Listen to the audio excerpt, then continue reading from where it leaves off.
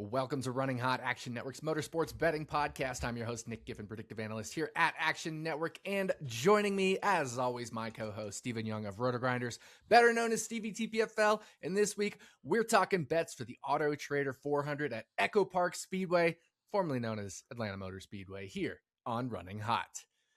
Last weekend at Daytona, Tyler Reddick took home the biggest race on the calendar, the Daytona 500, winning it after a wild last lap that saw Carson Hocevar leading at the white flag, but got tagged by Eric Jones. That caused a big wreck, which Chase Elliott came through to lead most the rest of that lap. But Reddick, with the help of teammate Riley Herbst, got the pass done, coming off of turn 4 to take the win over not Chase Elliott, but Ricky Stenhouse Jr., who overcame a crash there at the end between Herbst and Elliott and some of the other drivers. Ricky Stenhouse Jr. made it through, coming to the line there for second place, and Joey Logano ended up rounding out the top 3. Stevie, there's a lot of thoughts on the Daytona 500. Obviously, some excitement for the winner and the winning team, but also, the fuel savings was another thing again. Talk to me about your thoughts on the 500.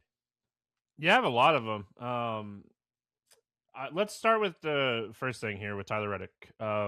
We talk a lot about needing to get lucky to win this race, and he did need to get lucky to win the race. There was a lot of stuff that happened on the last 5 laps of the race, last 4 laps, whatever was it, 3 laps since the caution. But at the end of the day, Tyler Reddick made all the right moves on the last lap and a half of that race. He did not try to go too fast on a couple of the runs. He made really good runs instead of pushing. We could break down the 500 last lap and a half for an hour and a half if we really wanted to, about who made the right moves, who didn't.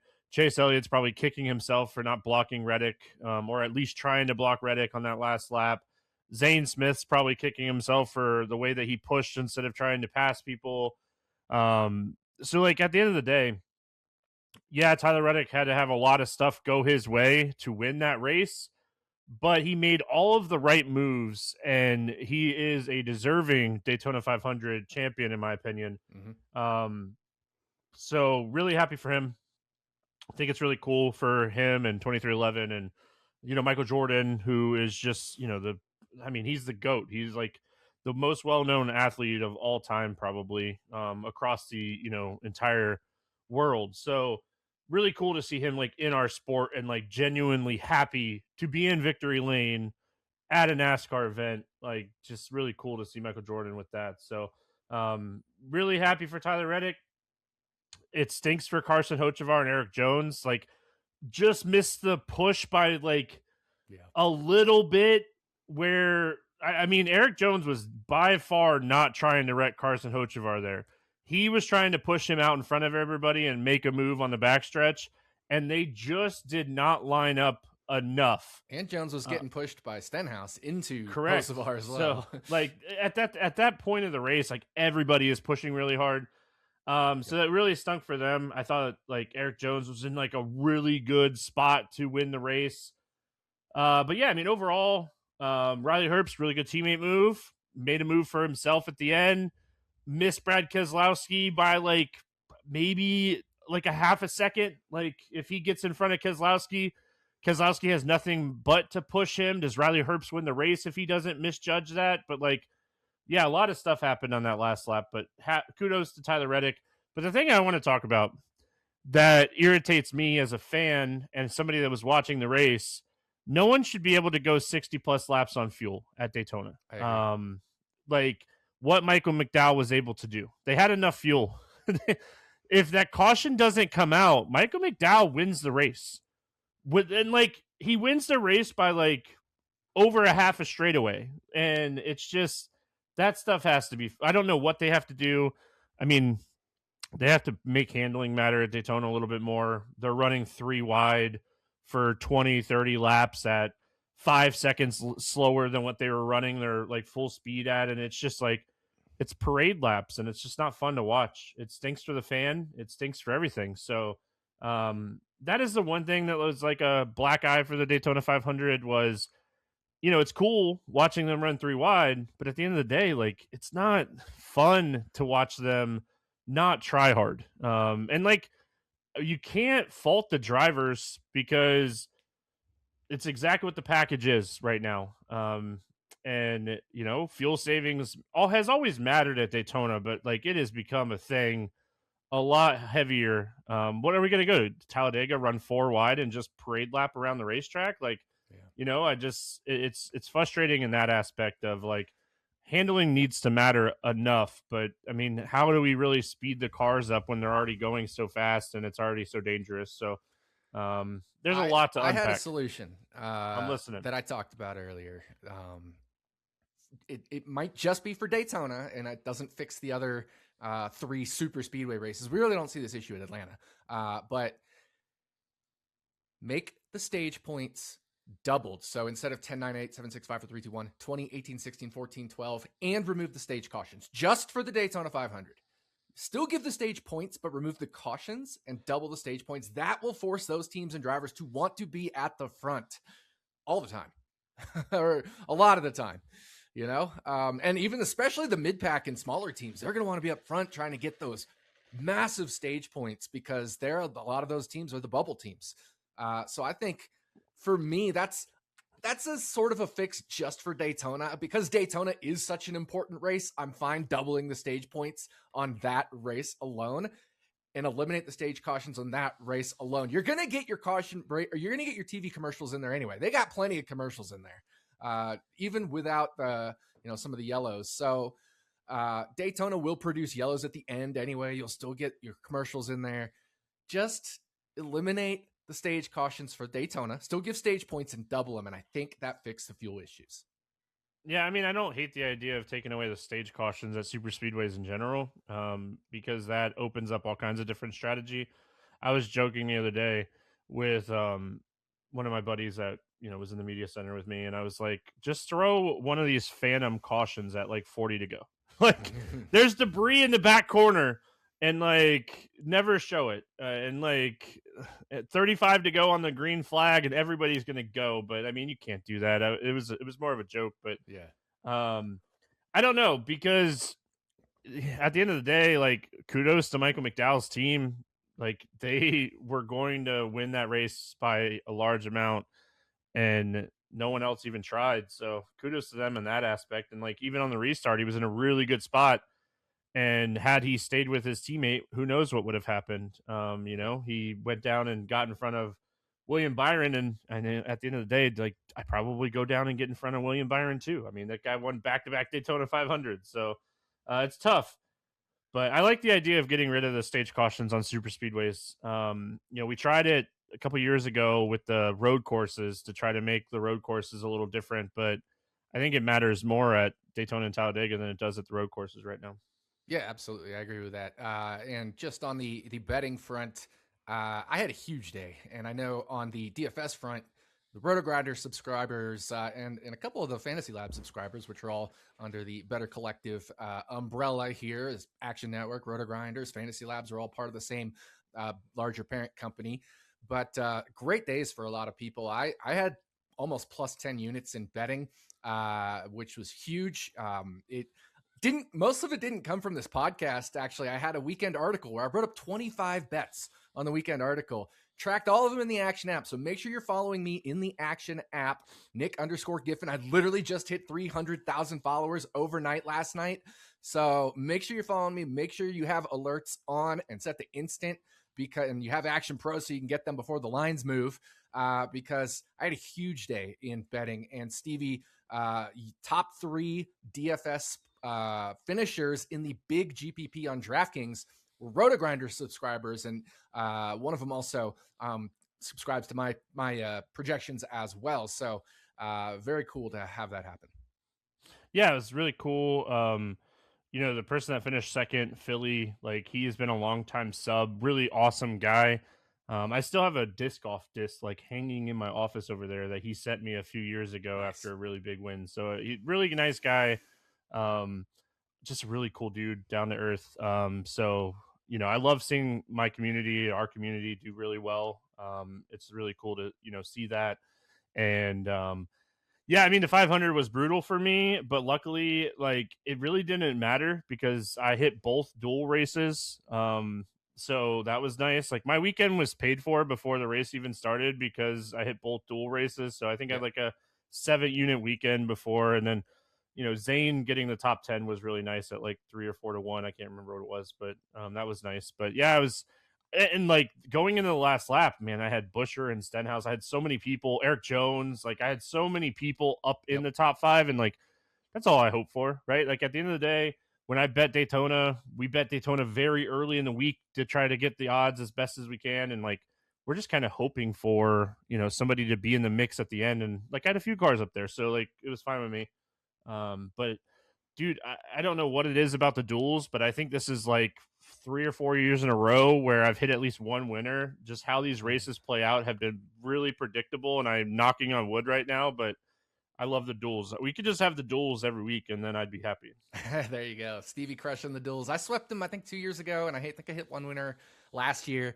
But my big one for me was the Daytona 500 this year. I had Tyler Reddick top Toyota. I had Ricky Stenhouse Jr. top Chevy in the double digit odds. That Zane top 10, Riley Herbst top 10. So a lot of great bets there for me. But we got to move on to EchoPark Speedway for the Autotrader 400. Of course, EchoPark Speedway, formerly known as Atlanta Motor Speedway, a 1.5 mile track, tri-oval shaped, actually quad-oval shaped, but because of the repave and reconfiguration, NASCAR has also added on the super speedway kind of rules package, engine and aero packages. So we do get drafting. It's kind of a different style of drafting at EchoPark because it is a little bit of a smaller, tighter track. So Stevie, talk about racing at EchoPark and maybe how it's different from your Daytonas, your Talladegas. Yeah, I mean, so with Daytona and Talladega, obviously being really big racetracks, like Atlanta is a 1.5 mile racetrack still that has the same banking, but it doesn't produce as many, wrecks and stuff. The wrecks are a lot faster because, it's a 1.5 mile track. So I think the biggest difference between Atlanta and Talladega and Daytona is, handling matters. I'm really excited for the race this weekend because the track is getting older, the surface is getting older. Tire wear should continue to be a little bit more of a thing. If we think back to when they reconfigured this racetrack, like it was a track that just kind of was eating tires like Darlington. And now, we're getting into like year 5 of like this, reconfiguration and repave. So, Atlanta's sun and like how much this track wears. So, one of the other biggest differences here is like the middle line is the dominant line. It's better than the bottom or the top. So, yeah, I think racing in Atlanta is always fun, but I'm really excited to see no practice, no practice. Definitely going to be paying attention to how the lap times look in qualifying compared to years past, because I think the tire wear and the handling is going to matter so much more than it has in the last like 2 or 3 times that we've been here. Yeah, I agree with all of that. I think it's going to continue to evolve. I don't think it'll obviously be like high wear or even medium wear, but it'll wear more than it has been when it was, in the first couple of years of the track. So that'll certainly change the handling characteristics. The line will move around, like you said. The middle line was best towards the second Atlanta race last year, EchoPark race last year, and now could the line continue to move? Could it drift higher? Could it drift lower? Is it still going to be the middle? Those are all questions that remain to be seen. And without practice, I think it's going to make it interesting to figure out as well. And of course, we have the new Chevy body. And I think that's something that could be important for handicapping EchoPark as well. So how do you handicap this race overall? It's tough. I mean, you look at it, and 3 of the last 4 races have had double-digit cautions. The race winner has come from 15th or worse in 3 of those 4 races. And then the 2 races before that, Chase Elliott, Joey Logano won from the pole. So it's a really tough race to kind of handicap. And I mean, I think you're taking a few shots on maybe a couple favorites because like we're still getting lines in like the, 10 to 15 to 1 that makes sense, and you don't have to bet like a 7 to 1, 8 to 1 type of odd. But there's still bets at the 25 to 35 to 1 that makes sense too. So it's really kind of a mix between like what we would bet on like a Daytona and Talladega and what we would bet on like a 1.5 mile track where no practice is the lines.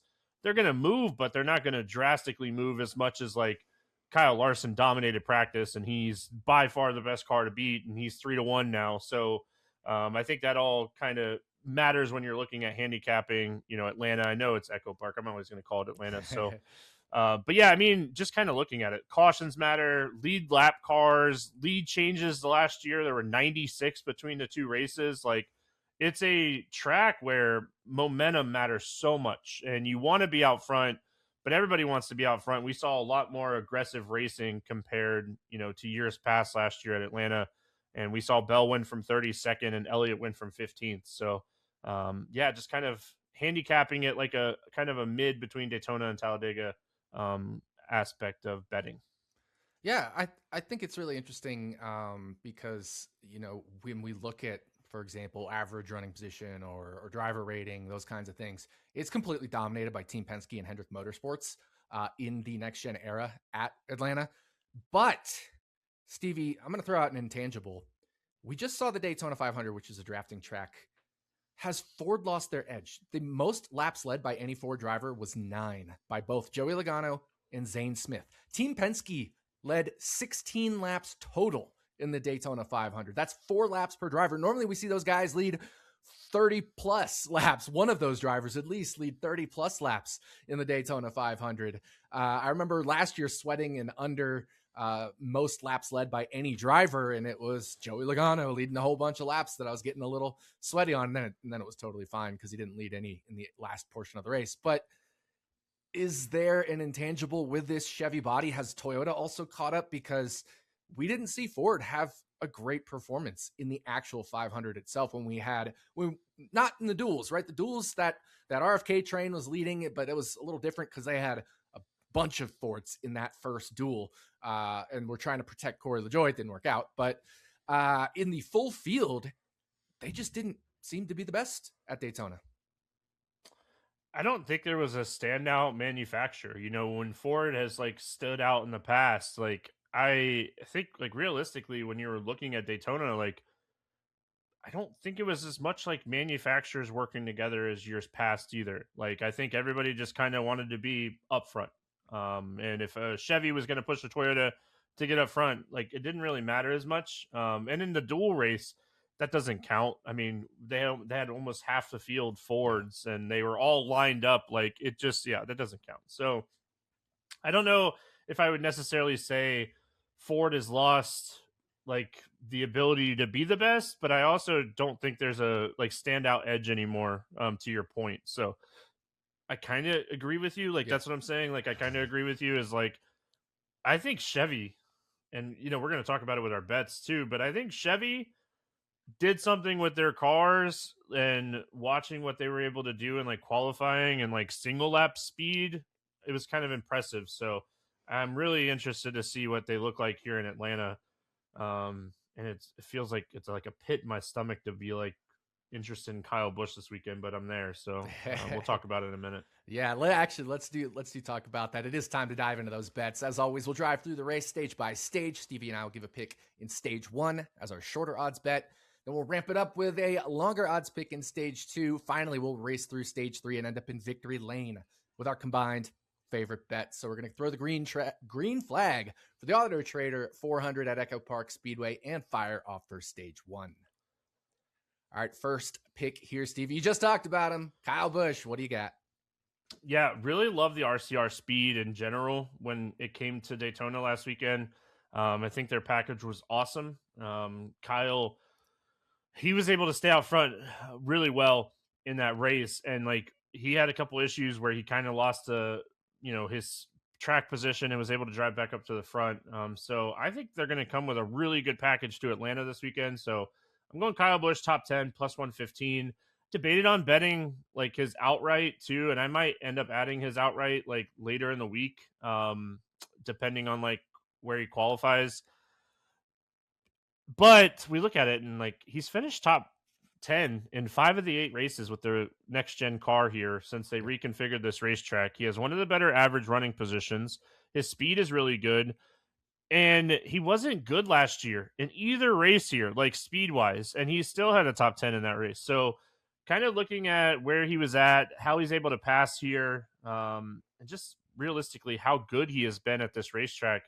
and then how well they were kind of set up at Daytona with the speed, kind of wanting to get on some RCR here early in the year because, again, like whether you like him or not, Kyle Busch is one of the best race car drivers that we've ever seen. He has won in everything at a really high clip, and he hasn't been able to figure out the next gen car as others, but like this is still a very talented guy. And if RCR is going to be better this year with the new body and extra funding going to the team and stuff, I think it's better to get on this early. So not going crazy here. Top 10 plus 115, Kyle Busch. Yeah, I like this. I think I'd almost rather shoot for the upside just because EchoPark can produce some chaos sometimes around 30. It's not the Daytona level of chaos where we're north of 42%, not finishing on the lead lap during the 40 car era. But in the next gen era at Atlanta at EchoPark, 32.5% of the cars have had what I call a major incident, not finishing on the first or second lap of the finish there. So, I'd almost like shooting for Kyle Busch top 5 or top 3 and shoot for that upside, because if the major incident happens, that's unfortunate. But if the major incident doesn't happen, he really has the upside to do well, and you'll get the nice longer odds on those upside bets at top 5, which will justify the 30% incident rate that most drivers or higher will have at this racetrack. So Kyle Busch top 10 plus 115 is Stevie's first pick. For my first pick, I'm going to a different Chevy, and I'm going to take Alex Bowman for a top 5 finish. Again, shooting for that upside here instead of the safety at 5-1 at FanDuel. And what I really like about Bowman is in the last 2 years since Ford and Toyota introduced their new bodies, Alex Bowman has had the 6th best average running position in those 4 races here at this track, and the 4th best average running position if you remove all the laps after each car has been damaged. So that's behind only the 3 Penske's of Blaney, Logano, and Austin Cindric. So if you're running as the next best car after those Penske's and how much they've dominated here over the last 2 seasons, that's fantastic. Alex Bowman in those 4 races has finishes of 3rd and 5th. And now we get the Chevy new body. So, and we saw it was improvement, especially in some straight line speed. So I think Alex Bowman just undervalued here for a top 5 finish, 5-1 at FanDuel. He didn't really get to show what he could do in the 500. He was caught up kind of early in one of those incidents and ended up finishing 40th in the race, I believe it was. So just didn't really get a chance to make a run at it at the end. But if he avoids incidents, he has essentially been a top 5 car here at Atlanta over the last 2 years. It was really good here in the fall race when I was doing my research for this weekend. Like, he was really good in the fall. I like your point about like before the bodies of the Ford and Toyota and stuff. Like the first 2 races that we had in the next gen era here, he was good in both of those races. He was really fast. So like the data for Alex Bowman. Don't hate this top 5. In Florida, the top 5 number is not anywhere near what you got it at. So a little jealous. But it is what it is. So. Oh, it moved. It's plus 525 on Hard Rock now for the top 5. Oh, wow. Well, that is. I might jump on this one with you because everything that you said makes sense, and I might little get into these streets with you on Alex Bowman because he honestly, I'm really high on Chevy too, like in general this week. Mm-hmm. And when I was doing my research, I really liked Bowman. It's just this line was not the same last night, so definitely got some favorable line movement for Bowman for me because it's like his top 5 or top 10 is like plus 170. So I think I'm going to join you and get on this top 5. Yeah, he's 450 at most places, at the Canby books, at Caesars. I think he was 450 at the Score, but he's 5-1 at FanDuel, and sounds like he's 5.25 at Hard Rock. So I really like that. So make sure you shop around for the Alex Bowman top 5 price. And I agree with you on the Chevys. And just coming back to your Kyle Busch bet, of course, Richard Childress Racing showing a ton of speed by winning the pole for the Daytona 500. Cody Ware honestly could have qualified upper mid pack had he not kind of missed his line coming off of 3 and 4 on his lap. And he actually led a couple laps on speed, pure speed, just went to the front. And he's got that Richard Childress Racing affiliate. So I like this Kyle Busch upside this weekend, but I also like Alex Bowman's upside. So Stevie's stage 1 pick, Kyle Busch top 10 plus 115. My stage 1 pick, Alex Bowman top 5 at 5-1.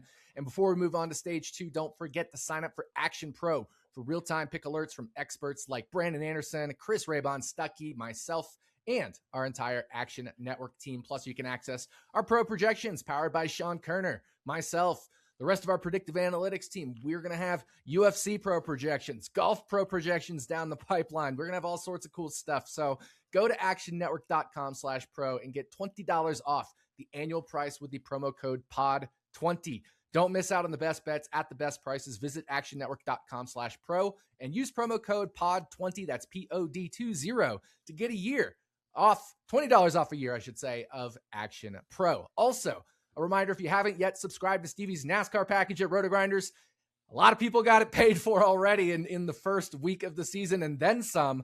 We have a special offer for Running Hot listeners as well. Use promo code Running Hot when signing up at Roto-Grinders for $10 off a monthly subscription or $20 off the annual package, where you get access to all of Stevie's content and my practice flags as well. So make sure, once again, go over to rotogrinders.com, sign up for the premium NASCAR package, and use promo code Running Hot for $10 off the monthly sub or $20 off an annual package. All right, we've finished stage 1. We're going to fuel up, get some tires, and fire off for stage 2. Stevie, we're sticking to the Chevy theme, at least with your pick here in stage 2. Where are you going? Yeah, so I bet 5 outrights, kind of spreading out the units to make it make sense. And 3 of them have been Chevy. But my favorite one coming into the week, like money-wise and like value-wise, was William Byron at 13-1. I bet a half a unit on this one. Like I said, I kind of spread out the units a little bit when it comes to these super speedways. But looking at the data for William Byron and how good he has been here, the line just kind of seemed a little off for me. So speed-wise, top 5 in speed, driver rating, top 5 in driver rating, average running position. He's somebody that likes to run up front. I think he's 4th or 5th in average running position in the 8 races that we've had here with the next-gen car. So he's won 2 of these races. He's only finished top 5 in 2 of those races, and he won both of them. So again, you know, when we were talking about Kyle Busch, like Kyle really, like, he hasn't had like that top 3 like speed and like win. William Byron has, and he's either won this race or finished bad. And that's the kind of like ceiling that I'm looking for when it comes to betting outright on these tracks. Like a Ricky Stenhouse Jr., who we know has like the ability to win this race or finish 35th. Like, so William Byron, very good. Hendrick, I think, is going to be really strong this weekend from what we saw at Daytona. Chevys. And again, you already kind of talked about this, but like, this place has kind of been dominated by Hendrick Motorsports. We've had 8 races here with the next-gen car. Chase has 2 wins. Byron has 2 wins. So I'm going to William Byron, 13-1, half a unit, to go ahead and just win this race.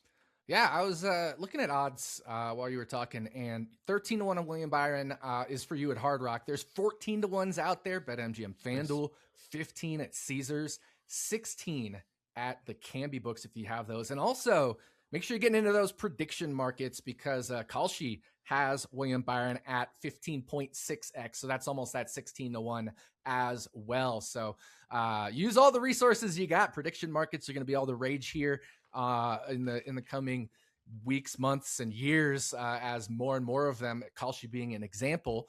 And they have odds up for the race here at EchoPark Speedway this weekend. And one of the best prices you can find on the market out there is at Kalshi. So William Byron, shop around for him, 13-1 for Stevie, but some 14s or even longer out there in some common places.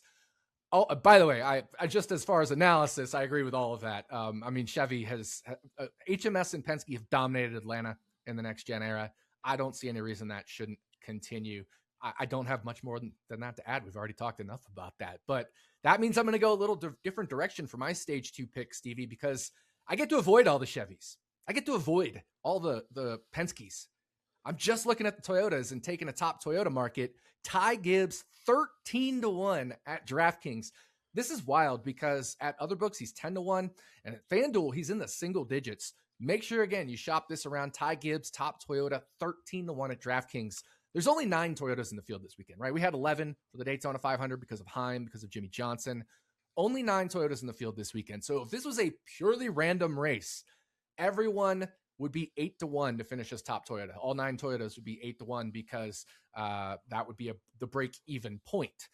Now, of course, some people might think Ty Gibbs is worse than even, and this isn't purely random. And those could potentially be true. This definitely isn't purely random. This is a more predictable drafting type of race, but it's still on the closer side to random than not, right? And I've actually tweeted about this in the past. Atlanta has essentially been Jekyll and Hyde, where some races, the model predictability of like my model prediction to the finishing order is near zero. And in the other races, it's been around 25, 30% of the variance of the finishing order can be predicted. So we don't know which of those Jekyll or Hydes we're going to get, but either way, 30%, it still leaves 70% of the variance unexplained by things we can factor in like talent, equipment, speed, all that stuff.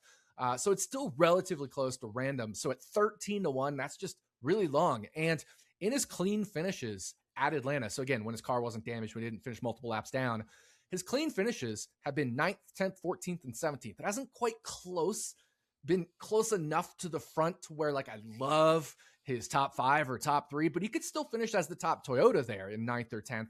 And twice here, he has led more than 30 laps once each of the last 2 years since Toyota has gone to this new body. So when we saw kind of the equalization of the manufacturers at the Daytona 500, it is nice to avoid those Chevys and those Fords, but it's not necessarily as bad. But I still want to focus on that Toyota camp here because with 9 cars, 13-1, just too long for a guy who's been at the front at a lot of these Atlanta races.